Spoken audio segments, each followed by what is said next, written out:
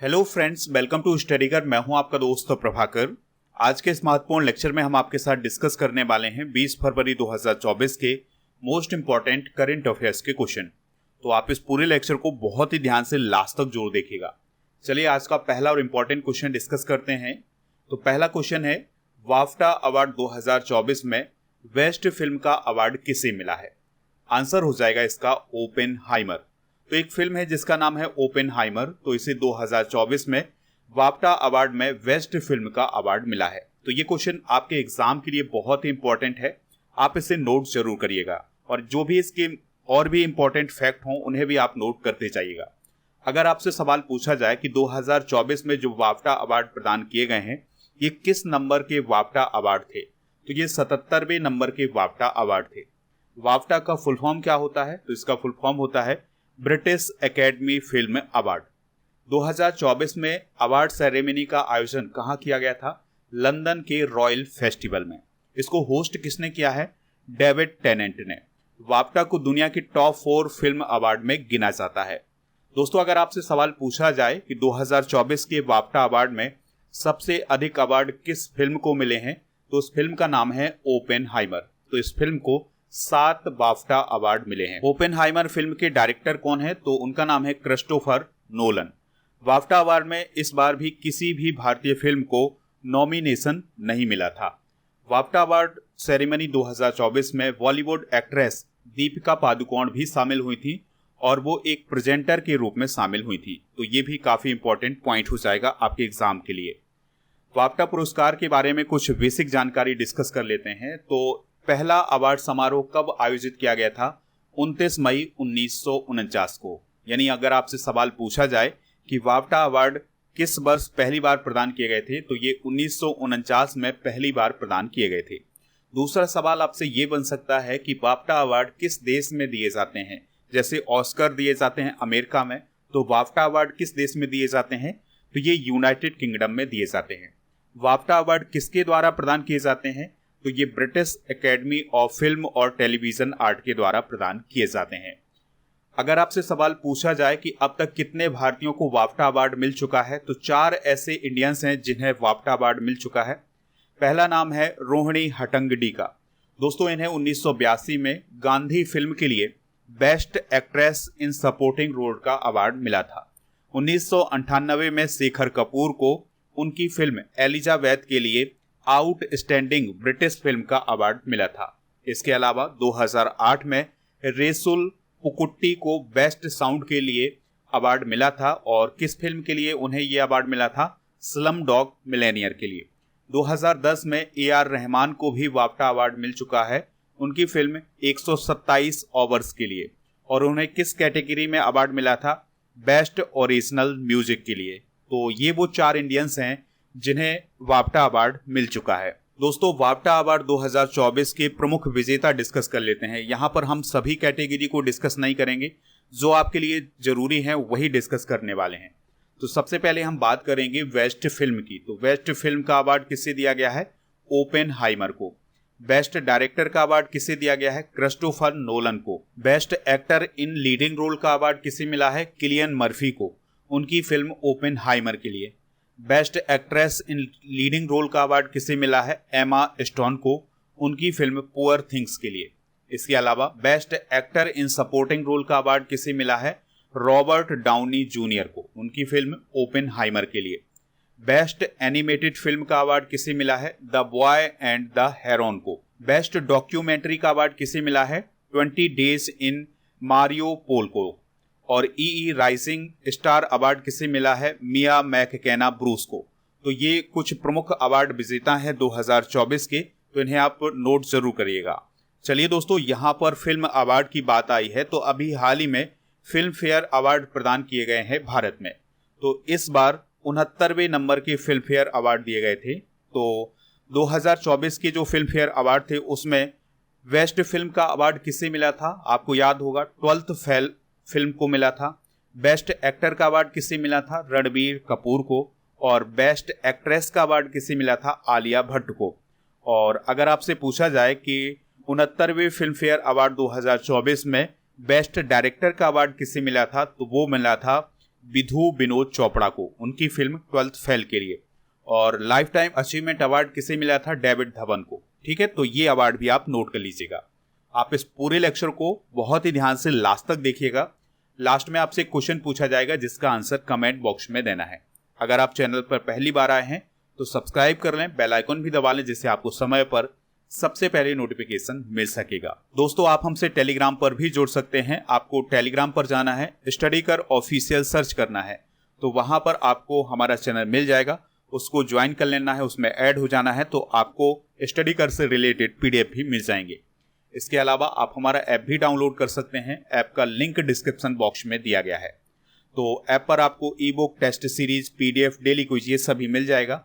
ई book की अगर हम बात करें तो आपको मंथली करंट अफेयर्स और ईयरली करंट अफेयर्स की ई बुक मिल जाएगी, हिंदी और इंग्लिश दोनों मीडियम में, तो इसको आप ऐप से डाउनलोड कर सकते हैं। नेक्स्ट क्वेश्चन है, हैनेले पासपोर्ट इंडेक्स 2024 के फर्स्ट हाफ में भारत की रैंक क्या है? आंसर हो जाएगा 85। तो अभी हाल ही में हैनेले पासपोर्ट इंडेक्स 2024 के फर्स्ट हाफ यानी पहली तिमाही की रैंकिंग को जारी किया गया है। इसमें भारत की रैंक क्या है? 85। इस इंडेक्स को किसने जारी किया है? हैनेले एंड पार्टनर्स ने। तो लंदन की एक कंपनी है जिसका नाम है हैनेले एंड पार्टनर्स, तो उसके द्वारा अभी हाल ही में इस इंडेक्स को जारी किया गया है। इस रैंकिंग में भारत 5 पायदान फिसल करके 85वें स्थान पर पहुंच गया है। यानी कि पिछले साल भारत 80वें स्थान पर था, लेकिन अब किस स्थान पर पहुंच गया है? 85वें स्थान पर पहुंच गया है। 2023 में भारत के लोग 57 देशों में बिना वीजा के ट्रैवल कर सकते थे, लेकिन इस साल ये आंकड़ा बढ़ करके 62 देशों का हो गया है। यानी इस साल भारत के लोग 62 देशों में बिना वीजा के ट्रैवल कर सकते हैं। 2024 के सबसे पावरफुल पासपोर्ट की अगर हम बात करें तो पहले नंबर पर Japan, Singapore, Spain, France, Italy और जर्मनी है। यानी कि इन सभी देशों का जो पासपोर्ट है वो सबसे पावरफुल पासपोर्ट माना जाएगा और इन सभी की रैंकिंग फर्स्ट रैंकिंग है। सबसे कमजोर पासपोर्ट किस देश का है? तो वो है अफगानिस्तान का। इसकी रैंक कितनी है? 109। दोस्तों, ये जो रैंकिंग जारी की जाती है ये इंटरनेशनल एयर ट्रांसपोर्ट एसोसिएशन यानी IATA के डेटा के आधार पर की जाती है। चलिए अब हम सबसे पावरफुल पासपोर्ट वाले देश डिस्कस कर लेते हैं। तो पहली रैंक किसकी है? Singapore, Japan, Italy, Germany, France और स्पेन की। तो ये देश पहले नंबर पर हैं, यानी संयुक्त रूप से ये सभी देश पहले नंबर पर हैं। फिर दूसरे नंबर पर है फिनलैंड, साउथ कोरिया और स्वीडन। तीसरे नंबर पर है ऑस्ट्रिया, डेनमार्क, आयरलैंड और नीदरलैंड। चौथे नंबर पर है ब्रिटेन, बेल्जियम, नॉर्वे, लक्समबर्ग और पुर्तगाल। पांचवें नंबर पर है ग्रीस, माल्टा, स्विट्जरलैंड। तो दोस्तों, ये वो देश हैं जिनके पासपोर्ट सबसे पावरफुल हैं हैनेले पासपोर्ट इंडेक्स के अनुसार। नेक्स्ट क्वेश्चन है, दुनिया का पहला लकड़ी का सैटेलाइट कौन लॉन्च करेगा? तो आंसर हो जाएगा नासा और जाक्सा। तो अमेरिका की स्पेस एजेंसी का नाम है नासा और जापान की स्पेस एजेंसी का नाम है जाक्सा। तो ये दोनों स्पेस एजेंसियां मिलकर के दुनिया के पहले लकड़ी के सैटेलाइट को लॉन्च करेंगे। अगर आपसे सवाल पूछा जाए कि ये जो लकड़ी का सैटेलाइट है ये किस लकड़ी से बना है, तो ये मैग्नोलिया लकड़ी से बना है। दोस्तों, आपको याद रखना है कि ये जो सैटेलाइट है ये बायोडिग्रेडेबल है। दोस्तों, अगर ये लकड़ी का सैटेलाइट वायुमंडल में फिर से प्रवेश करेगा तो ये राख में परिवर्तित हो जाएगा। तो ये इसकी विशेषता होगी। देखिए दोस्तों, यहाँ पर बात आई है नासा की। तो नासा का फुल फॉर्म क्या होता है? National aeronautics and space administration. इसकी स्थापना 29 जुलाई 1958 को हुई थी। हेडक्वार्टर कहाँ है? वाशिंगटन, अमेरिका में। वर्तमान में इसके एडमिनिस्ट्रेटर कौन है? Will Nelson. चलिए जाक्सा के बारे में भी कुछ इंपॉर्टेंट बेसिक पॉइंट डिस्कस कर लेते हैं। तो जाक्सा का फुल फॉर्म क्या होता है? Japan aerospace exploration agency. इसकी स्थापना 1 अक्टूबर 2003 को की गई थी। मुख्यालय कहाँ है इसका? टोक्यो, जापान में। इसके वर्तमान में एडमिनिस्ट्रेटर कौन है? हिरोशी यामाकावा। चलिए दोस्तों, 2024 में प्रथम भी डिस्कस कर लेते हैं, उनको एक बार रिवाइज कर लेते हैं। तो दुनिया की पहली एयर टैक्सी सेवा कहाँ शुरू की जाएगी? दुबई में। दुनिया की पहली ब्लैक टाइगर सफारी कहाँ शुरू की जाएगी? ओडिशा में। भारत का पहला सौर मिशन कौन है? आदित्य L1। भारत का पहला आर्टिफिशियल इंटेलिजेंस शहर कौन बनेगा? लखनऊ। भारत का पहला 3D प्रिंटेड पोस्ट ऑफिस कहाँ स्थापित किया गया है? बेंगलुरु में। भारत का पहला ड्रोन परीक्षण केंद्र कहाँ स्थापित किया गया है? तमिलनाडु में। जाति जनगणना शुरू करने वाला पहला स्टेट कौन है?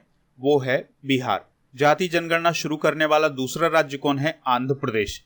देश का पहला डिजिटल राष्ट्रीय संग्रहालय कहां पर खोला गया है? तो ये हैदराबाद में खोला गया है। नेक्स्ट क्वेश्चन है, आचार्य विद्यासागर महाराज का निधन हो गया है, उनका संबंध किस धर्म से था? आंसर हो जाएगा जैन धर्म से।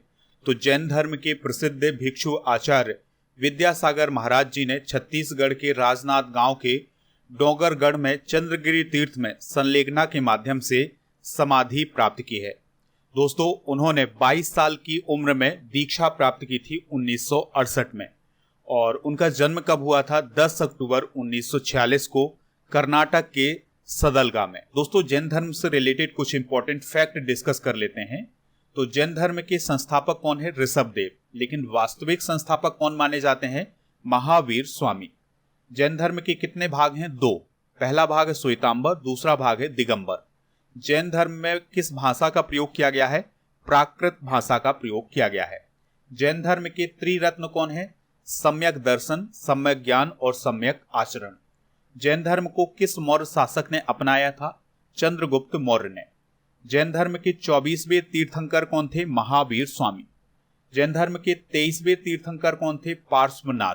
दोस्तों, अगर आपसे सवाल पूछा जाए कि महावीर स्वामी जी का जन्म कब हुआ था, तो 540 ईसा पूर्व में उनका जन्म हुआ था। महावीर स्वामी का जन्म किस स्थान पर हुआ था? ये कुंडल ग्राम में हुआ था। दोस्तों, जैन धर्म से रिलेटेड कुछ इंपॉर्टेंट फैक्ट डिस्कस कर लेते हैं। तो जैन धर्म के संस्थापक कौन है? ऋषभदेव। लेकिन वास्तविक संस्थापक महावीर स्वामी को माना जाता है। जैन धर्म के कितने भाग हैं? 2। पहला भाग है श्वेतांबर, दूसरा भाग है दिगंबर। जैन धर्म में किस भाषा का प्रयोग किया गया है? प्राकृत भाषा का प्रयोग किया गया है। जैन धर्म के त्रिरत्न कौन है? सम्यक दर्शन, सम्यक ज्ञान और सम्यक आचरण। जैन धर्म को किस मौर्य शासक ने अपनाया था? चंद्रगुप्त मौर्य ने। जैन धर्म में 24वें तीर्थंकर कौन रहे हैं? महावीर स्वामी। 23वें तीर्थंकर कौन थे? पार्श्वनाथ। दोस्तों, जो महावीर स्वामी जी थे, उनका जन्म कब हुआ था? 540 ईसा पूर्व में। और उनका जन्म स्थान क्या है? कुंडल ग्राम। और महावीर स्वामी को किस स्थान पर ज्ञान की प्राप्ति हुई थी? तो जृंभिक नामक ग्राम में उन्हें ज्ञान की प्राप्ति हुई थी। महावीर स्वामी का विवाह किससे हुआ था? यशोदा से।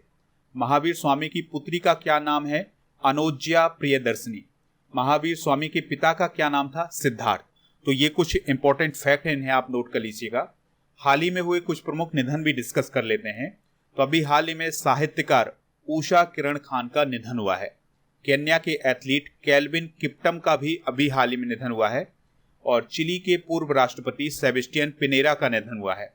कश्मीरी कवि और पत्रकार फारूक नाजकी का निधन हुआ है। इतिहासकार आर चंपक लक्ष्मी का निधन हुआ है।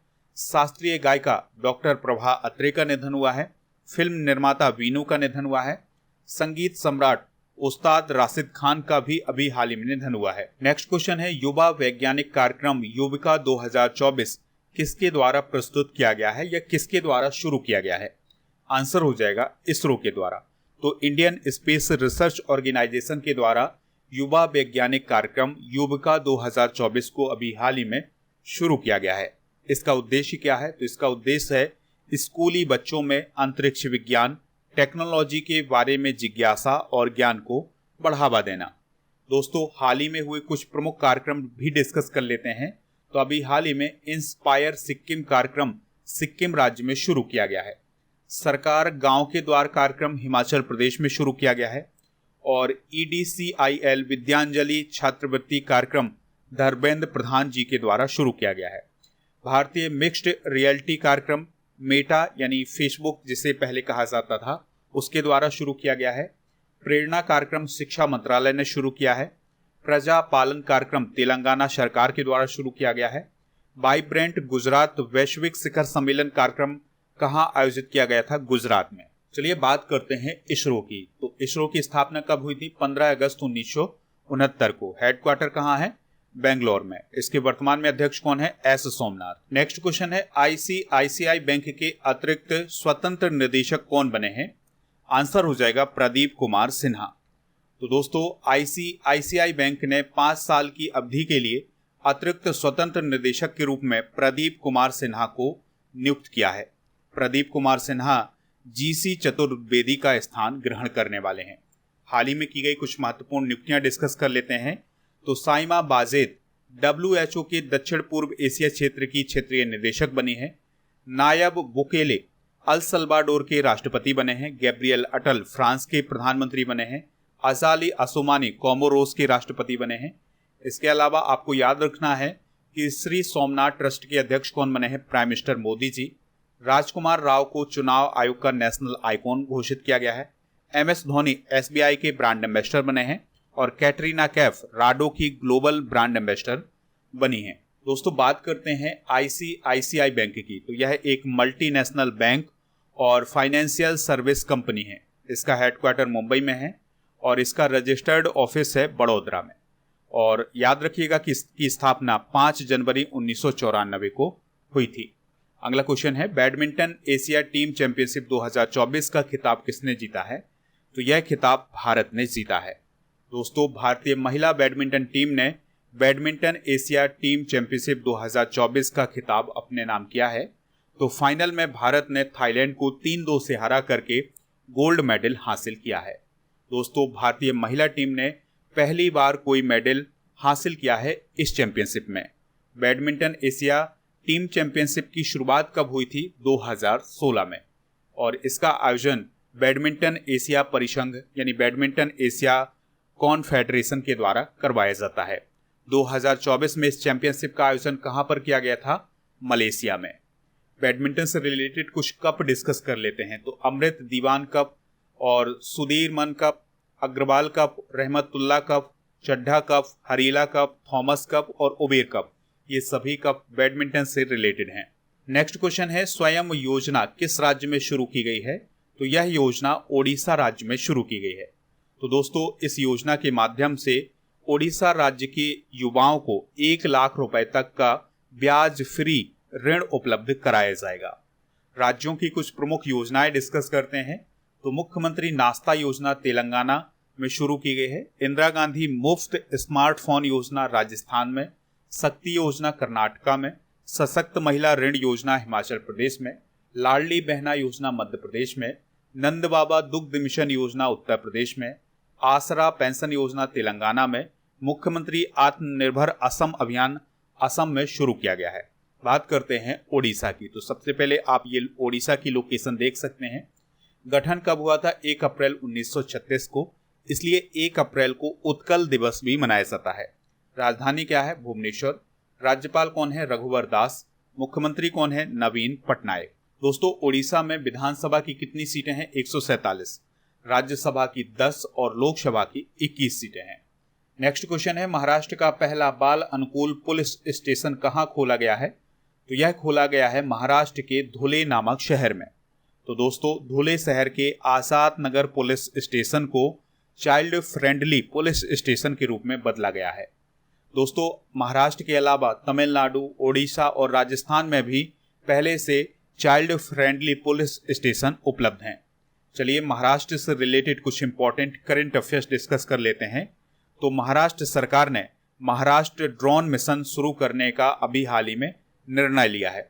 अगर आपसे पूछा जाए महाराष्ट्र सरकार के द्वारा लता मंगेशकर पुरस्कार 2023 किसे प्रदान किया गया था? तो ये सुरेश वाडकर को प्रदान किया गया था। महाराष्ट्र सरकार के द्वारा अभी हाल ही में 837 करोड़ रुपए की साइबर सुरक्षा परियोजना को मंजूरी दी गई है। प्राइम मिनिस्टर मोदी जी ने 2023 में महाराष्ट्र में 511 प्रमोद महाजन ग्रामीण कौशल विकास केंद्रों की शुरुआत की थी। दोस्तों महाराष्ट्र सरकार के द्वारा भगवान बिरसा मुंडा सड़क योजना को भी पिछले साल शुरू किया गया था। महाराष्ट्र की बेसिक जानकारी भी डिस्कस कर लेते हैं। तो महाराष्ट्र का स्थापना दिवस कब मनाया जाता है? 1 मई 1960 को। और राजधानी क्या है? मुंबई। एकनाथ शिंदे चीफ मिनिस्टर हैं। राज्यपाल हैं रमेश बैस। विधान परिषद की 78, विधानसभा की 288, राज्यसभा की 19 और लोकसभा की 48 सीटें हैं। अगला क्वेश्चन है, विश्व सामाजिक मंच का 16वां सम्मेलन कहाँ आयोजित किया गया है? आंसर हो जाएगा काठमांडू में। तो नेपाल की कैपिटल है काठमांडू। तो वहां पर अभी हाल ही में विश्व सामाजिक मंच का 16वां सम्मेलन आयोजित किया गया है। दोस्तों विश्व सामाजिक मंच एक नागरिक समाज संगठनों का वार्षिक सम्मेलन है या वार्षिक बैठक है। इसका गठन हुआ था 2001 में। दोस्तों ये जो विश्व सामाजिक मंच सम्मेलन है इसका उद्देश्य ये होता है कि जो समाज के लिए काम करने वाले संगठन हैं उनके लिए एक मंच प्रदान करना। इसका हेडक्वार्टर कहाँ है? पोर्टो एलेग्रे, ब्राजील में। चलिए दोस्तों, 2023 के कुछ प्रमुख सम्मेलन एक बार रिवाइज कर लेते हैं। तो अगर आपसे पूछा जाए, जैव ऊर्जा शिखर सम्मेलन 2023 कहाँ हुआ था? नई दिल्ली में।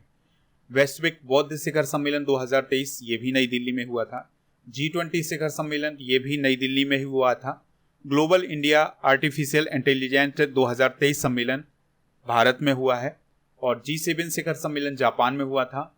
42वां आसियान शिखर सम्मेलन 2023 इंडोनेशिया में हुआ था। क्वाड शिखर सम्मेलन 2023 हिरोशिमा में हुआ था, जो कि जापान में है। ब्रिक्स शिखर सम्मेलन 2023 जोहान्सबर्ग, साउथ अफ्रीका में हुआ था। तो इस प्रकार से हमने 2023 के कुछ प्रमुख सम्मेलन एक बार रिवाइज कर लिए हैं। चलिए अब कल के करंट अफेयर्स को रिवाइज करते हैं, फिर इसके बाद जनरल नॉलेज के पिटारे को डिस्कस करेंगे। लास्ट में पूछेंगे आपसे क्वेश्चन जिसका आंसर कमेंट बॉक्स में देना है। तो कल का पहला क्वेश्चन था, किस अंतरिक्ष एजेंसी ने इनसैट 3DS सैटेलाइट लॉन्च किया है? आंसर हो जाएगा इसरो। 2024 में भारत के सबसे स्वागत योग्य क्षेत्र के रूप में कौन सा प्रदेश अग्रणी रहा है? हिमाचल प्रदेश। ज्ञानपीठ पुरस्कार 2023 किसे प्रदान किया गया है? रामभद्राचार्य और गुलजार को। मैच फिक्सिंग के लिए आईसीसी ने किस क्रिकेटर को 17.5 वर्ष के लिए बैन किया है? रिजवान जावेद को। किस देश की प्रतिनिधि सभा ने क्वाड बिल पारित किया है? अमेरिका। हाल ही में किस देश ने समलैंगिक विवाह को वैध घोषित किया है? ग्रीस। वायुसेना की युद्धाभ्यास वायुशक्ति की शुरुआत या आयोजन किस राज्य में किया गया है? तो ये राजस्थान राज्य में किया गया है। सिक्किम इंस्पायर कार्यक्रम सिक्किम में शुरू किया गया है। इसे किस बैंक के द्वारा सहायता प्राप्त है? World bank. वन मित्र योजना किस राज्य में शुरू की गई है? हरियाणा। किस राज्य में आयोजित जातिगत सर्वेक्षण का प्रस्ताव पारित किया गया है? तेलंगाना। तो ये थे कल के करंट अफेयर्स के क्वेश्चन। आज के जनरल नॉलेज के पिटारे में हम डिस्कस करने वाले हैं प्रमुख वाद्य यंत्र और उनके वादक, जैसे उस्ताद बिस्मिल्लाह खान शहनाई से रिलेटेड हैं, हरिप्रसाद चौरसिया बांसुरी से, पंडित रविशंकर सितार से, उस्ताद जाकिर हुसैन तबला से, शिव कुमार शर्मा संतूर से, असद अली खान बीणा से, अमजद अली खान सरोद से और TH विनायक्रम घट्टम से। इसके अलावा रामनद वी राघवन मृदंगम से, पंडित राम नारायण सारंगी से, ब्रजभूषण काबरा गिटार से, विश्व मोहन भट्ट बीणा से रिलेटेड हैं। तो ये हैं कुछ प्रमुख वाद्य यंत्र और उनके वादक। कल के करंट अफेयर्स में आपसे क्वेश्चन पूछा गया था कि ज्ञानपीठ पुरस्कार किस क्षेत्र में प्रदान किया जाता है? तो यह साहित्य के क्षेत्र में प्रदान किया जाता है। तो लगभग सभी लोगों ने इसका आंसर बताया हुआ है। आज का क्वेश्चन है, थॉमस कप किस खेल से रिलेटेड है? जो भी इसका राइट आंसर हो कमेंट बॉक्स में जरूर बताएं, हमें इंतजार रहेगा आपके आंसर।